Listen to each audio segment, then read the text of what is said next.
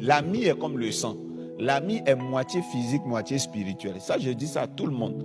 Toutes les plantes ne sont pas physiques à 100%. Il y a des plantes qui sont moitié spirituelles, moitié physiques. Les rameaux que vous voyez là, des palmiers là, c'est spirituel. Pendant la guerre, demandez aux militaires, si quelqu'un a anti-balle spirituelle, tu prends les feuilles de rameau, tu mets dans l'étui de ton fusil. Quand tu tires, ça rentre. L'ail est moitié physique, moitié spirituel. Qui est avec moi? Les feuilles de laurier, tapez la Bible, si vous tapez laurier, ça va sortir. Les aromates, laurier, l'aloès est spirituel. Si vous plantez vous mettez l'aloès à vos fenêtres, s'il y a des palissades sur vos fenêtres, mettez l'aloès. Et mettez l'aloès à la clôture, c'est-à-dire la barrière, pas devant la porte. Et puis vous mettez la citronnelle. Les sorciers auront toujours du mal à atterrir sur votre maison. Sans dire Jésus, hein, c'est des plantes qui alourdissent le vol des sorciers. Et quand il y a l'aloès dans certaines maisons, s'il y a une servante ou il y a une personne, une parent de la famille qui aime sortir de son corps, quand elle vient chez vous, elle sera en vacances. Elle ne pourra pas voyager de son corps.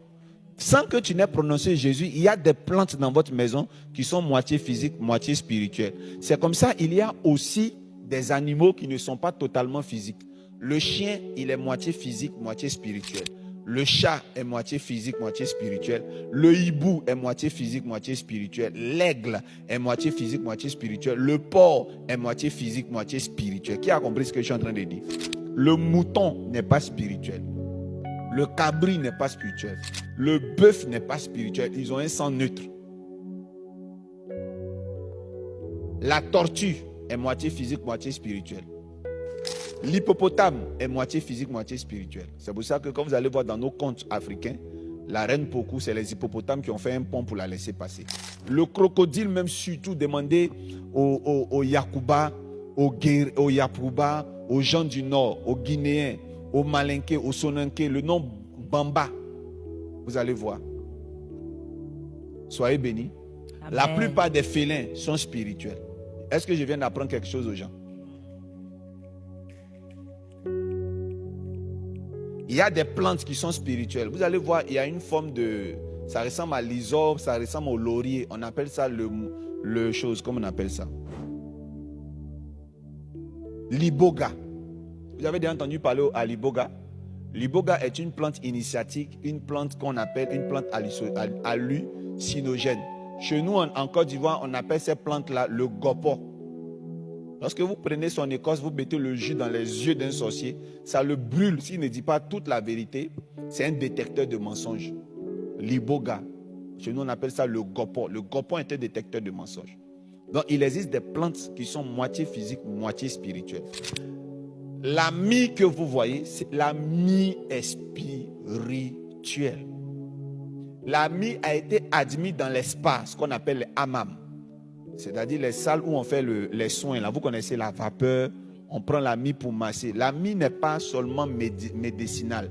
La mie est aphrodisiaque, mais la mie aussi fait ressortir la teneur de la beauté spirituelle et interne d'une personne. Comment tu as un CV garni, tu t'en vas déposer ton CV, il y a ta photo dessus, mais depuis on ne t'appelle pas. C'est parce que ton aura ne parle pas. Mais retire tous tes CV de là où tu as envoyé. Enlève la photo, fais un traitement de 28 jours, premier cycle.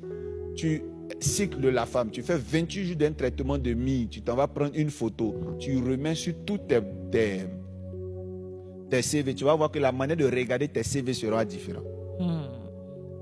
Tu fais un traitement 3 fois 28 jours. Tu fais le traitement d'huile de mie.